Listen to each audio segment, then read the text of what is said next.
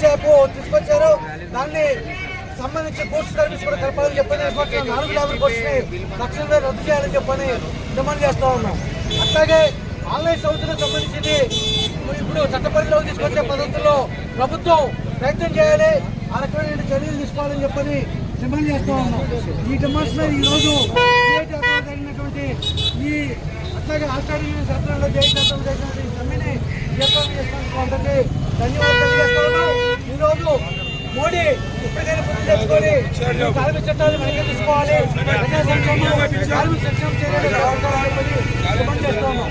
జై డ్రైవర్ అన్న, జై డ్రైవర్ అన్న, CITU జిందాబాద్, all India road transport federation జిందాబాద్, all India road transport federation జిందాబాద్.